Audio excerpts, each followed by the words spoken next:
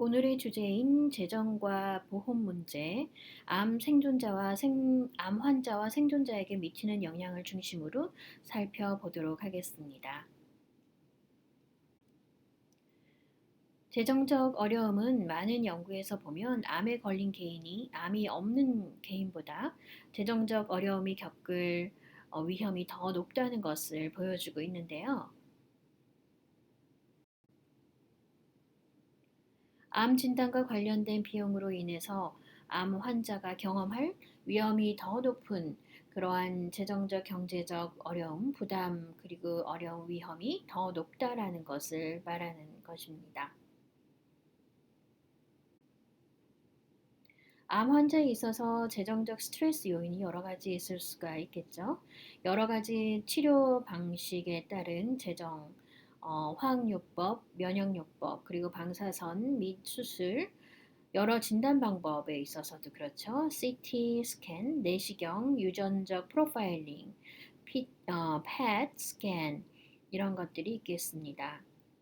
보험 비용으로는 더 높은 보험료가 요구되고 공제액, 공동보험 및 코페이를 걱정할 수 있겠습니다.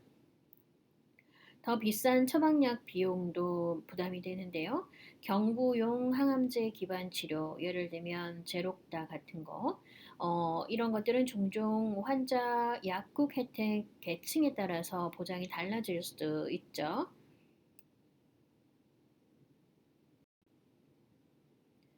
생산성 손실을 예를 들 수 있겠습니다. 이것은 일하거나 일상적인 활동을 할 수 없음으로 인한 생산성 손실인데요. 일 또는 장애로 시간이 단축되고 또 침대에서 보내야 되는 일수로 인해서 일할 수 있는 날이 손실되는 것을 말합니다. 재정적 스트레스 요인은 환자와 간병인 모두에게서 적용될 수 있는데요. 기존 재정 상태를 고려해 봐야 됩니다. 진단받기 전의 자산, 그리고 부채 수준입니다. 그리고 질병 전이가 있었던 저축 및 자산이 의료를 위한 재정으로 고갈이 되기도 합니다. 그래서 이런 것들이 재정적인 스트레스 요인이 될 수 있다고 할 수 있습니다. 재정적으로 스트레스를 받으면 여러 가지 악영향이 있는데요. 예를 들면 계획된 요법에 잘 따르지 않게 된다든지 처방약을 잘 먹지 않거나 후속 조치를 지연하거나 또 건너뛸 수 있습니다. 무엇보다도 삶의 질이 저하되고 생존율이 감소되는 그런 나쁜 점들이 있습니다. 공공정책 이니시에이티브라는 것이 있는데요. 이것은 가격 투명성 이니시에이티브를 먼저 설명을 해드리고자 합니다. 이것은 의료 서비스 제공자가 상품 및 서비스에 대한 가격을 알려주어야 한다라는 것인데요.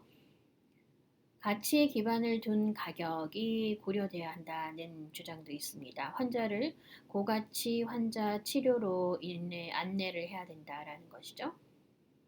저렴한 케어에 대해서 말씀드려 보겠습니다. 기존 상태 및 평생 최대 한도에 대한 보호 장치를 제공하고 있는데요. 그러나 더 높은 치료 비용과 환자에게 비용을 전가하는 그런 문제는 해결하지 못하는 것이 사실입니다.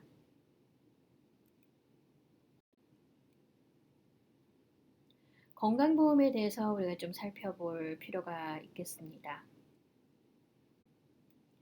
건강보험 보장은요, 계획에 따라서 재정적 어려움으로부터 환자를 보호하거나 또 적어도 암 치료의 결과를 완화할 수 있습니다.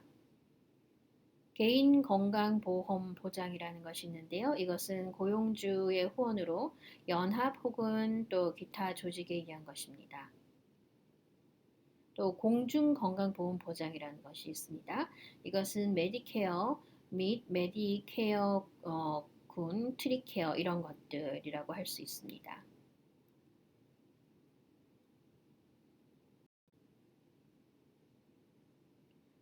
건강보험에 대해서 우리가 조금 더 생각해 보겠습니다. 어떤 것들, 말이 어려운 것도 있는데요. 프리미엄이란 말이 있습니다. 프리미엄은 보험 비용과 가격을 얘기합니다. 공제라고 하는 것은 보험 플랜이 의료비를 충당하기 전에 환자가 부담해야 하는 고정된 비용을 말합니다. 코페이는 환자가 특정 의료 서비스 및 처방약에 대해 서비스 시점에 지불할 것으로 예상되어지는 고정 금액을 얘기합니다. 공동보험은 이것은 모든 공제액 및 코페이에 대한 추가 비용을 말하죠.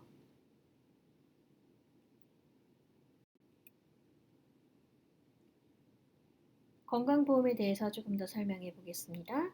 최대 본인 부담금은 무엇일까요? 이것은 건강보험 플랜이 보장되는 비용의 100%를 지불하기 시작하기 전에 환자가 매년 공제액 및 공동보험으로 발생해야 하는 고정 금액을 말합니다.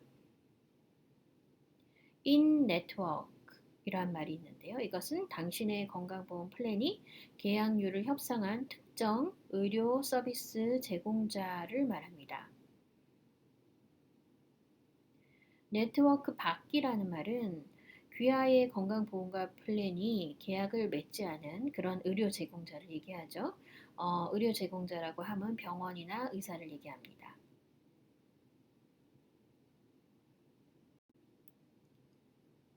흔하게 생기는 건강보험에 관련된 문제를 설명을 해보겠습니다. 예를 들면 네트워크 밖에 있는 의사, 주로 하는 실수는 이런 것들이 있습니다. 병원 웹사이트로 가서 특정 보험회사를 수락하는 의사를 찾았지만 보험사가 그 의사를 포함하지 않을 수 있다라는 사실을 인식하지 못했다. 이런 실수가 있는데요. 해결하는 방법은 플랜의 네트워크에 선호하는 의사가 포함되어 있는지 먼저 확인하는 것입니다.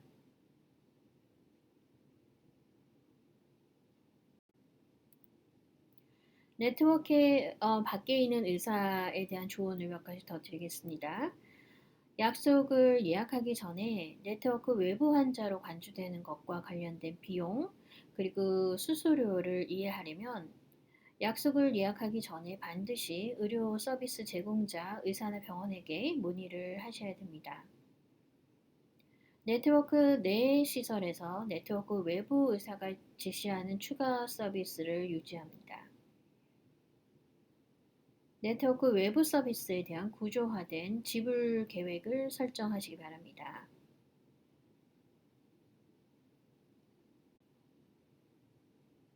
두 번째로 흔한 건강보험에 관련된 문제는 커버가 안 되는 약인데요.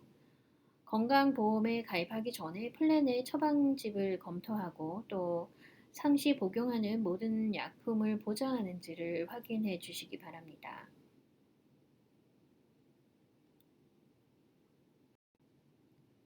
자, 세 번째, 흔하게 일어날 수 있는 건강보험에 관한 문제인데요. 무료 검진에 대한 청구입니다. 연방법은 예방 케어를 요구하죠. 이 해결법으로는 당신의 플랜에 무료로 제공되는 ACA 예방 코드와 또 어느 테스트를 받을지 얼마를 지불해야 되는지 그런 것을 미리 질문하시기 바랍니다.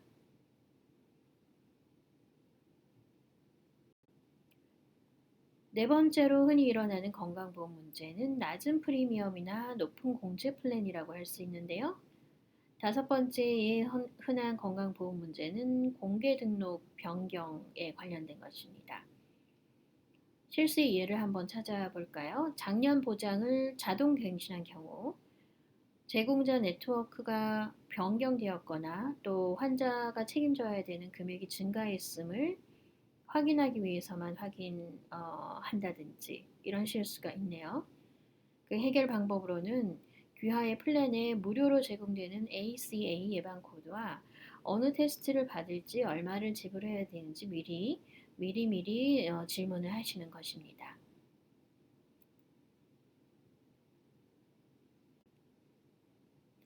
항소, 어필이라고 하는데요. 항소에 대해서 알아보도록 하겠습니다. 청구를 했는데 거부가 된 경우 다시 의의를 제기하는 것을 말하죠.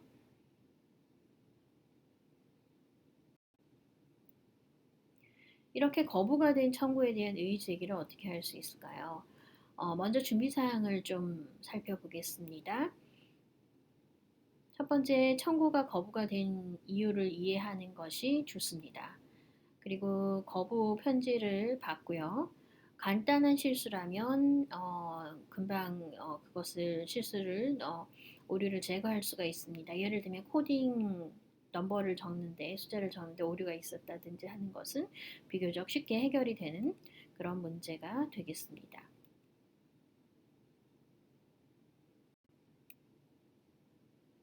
두 번째는 케이스를 구축하는 것인데요. 이것은 의학적 필요, 귀하가 찾고 있는 서비스와 필요한 치료를 확인하는 그런 과정이 필요하겠고요.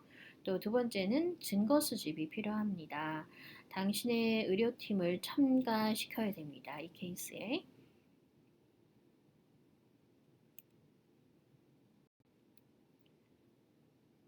그 다음에 해야 될 일은 문서를 제출을 하는 건데요. 일단 항소 편지 및 기타 양식을 참고하시고 마감일을 확인하셔야 됩니다. 그리고 전문 사례 관리자를 고려를 해보시고 또 이 마감일은 항상 중요합니다. 마감일을 잘 챙기시기 바랍니다.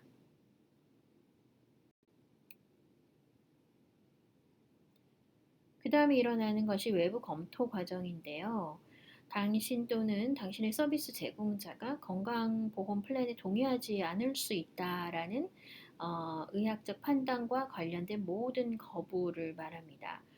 치료가 실험적이라거나 또 연구 중이라는 결정을 포함한 모든 거부, 또 보장을 신청할 때 당신이 허위 또는 불완전한 정보를 제공했다는 보험사의 청구에 따른 보장 취소, 이런 것들도 검토를 해보셔야 됩니다. 이번에는 그 의료 부채에 대해서 좀 알아보고자 합니다. 의료 부채를 설명드리기 전에 환자의 재정 지원을 말씀드리고자 합니다. 환자는 가계 소득에 따라서 의학적으로 필요한 서비스에 대해서 재정적 의무의 일부를 면제받을 수가 있습니다. 외부 자원 및 자금으로 환자 코페이 지원이라는 것이 있는데요. www.copays.org에 들어가셔서 자세한 정보를 찾아보시기 바랍니다. 이것은 전이 위암 펀드도 있어요. 그리고 위암 구호 네트워크라는 것도 있는데요. 이것은 scrnet.org의 이메일 웹사이트 주소를 가지고 있습니다. 참고하시기 바랍니다.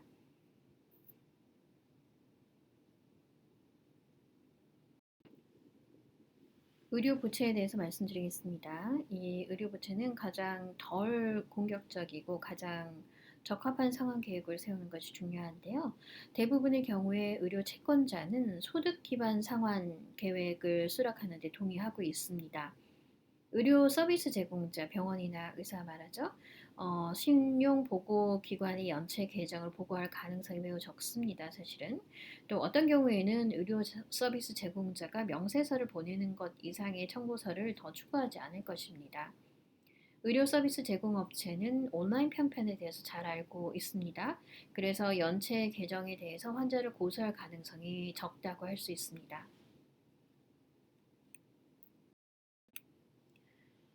부채 지불 우선순위 지정에 대해서 살펴보도록 하겠습니다. 모기지 지불, 그리고 차량 대출, 또 국내 지원 의무, 예를 들면 기존 자녀 양육비 또는 배우자 양육비, 위자료, 명령 수정에 해당되겠습니다. 학자금 대출, 소득 기반 상환 프로그램 및 학자금 대출 탕감인데요. 그리고 의료 부채, 백화점 카드 소득 중심의 상환 프로그램, 그리고 학자금 대출 용서가 되겠습니다. 비의료 채권자의 경우에 신용카드 발급사, 비자 및 마스터카드, 디스커버리, 아메리칸 익스프레스 이렇게 카드를 발행하는 금융기관을 신용카드 발급사라고 부르죠.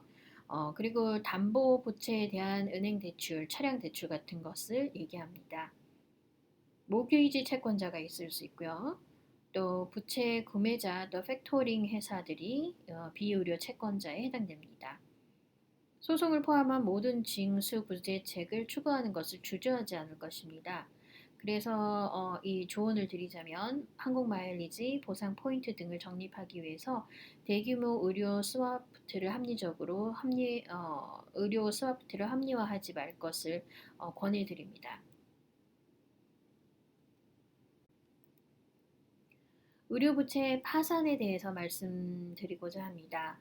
이 7장은 부채 상환을 방해하는 재정적 어려움을 겪고 있으며 비면제 재산을 채권자에게 지불하는 데 사용하도록 허용하는 개인을 위한 것입니다. 7장에 따라 서류를 제출하는 주된 목적은 부채를 면제하는 것인데요. 파산은 파산 후에 파산 전 부채 상당 부분을 지불하지 않아도 됩니다. 13장에 있는 내용은 정기적인 소득을 갖고 있으며 일정 기간 부채의 전부 또는 일부를 분할 상환하고 지불되지 않은 일부 부채를 상환하고자 하는 그런 개인을 위한 것인데요. 파산 시에 자주 하는 질문들이 있습니다. 우리가 이걸 좀 짚고 넘어가 볼게요. 파산이 채무자가 집이나 자동차를 잃어버린다라는 의미는 아닙니다. 파산이 채무자가 자신의 부채를 100% 상환해야 된다라는 의미는 아닙니다. 파산이 주택담보나 퇴직 및 연금을 보호할 수도 있습니다. 그리고 파산은 채무자에게 새로운 시작을 가능하게 하죠.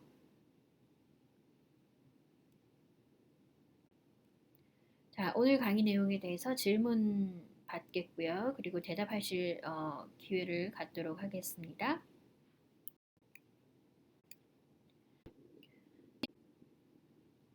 오늘 웨비나에 참석해 주신 여러분 대단히 감사합니다. 오늘 웨비나의 내용은 재정과 보험 문제에 대해서 우리 법률 자문을 얻어봤는데요. 다음 웨비나에 대한 질문이 있으시면 연락을 아래로 주시기 바랍니다. 그리고 이 웨비나나 또 다른 저희 활동에 대해서 많은 정보를 받으실 수 있는 곳이 이제 연락처가 여기 있습니다. davisdreams.org 웹사이트 많이 방문해 주시기 바랍니다. 감사합니다.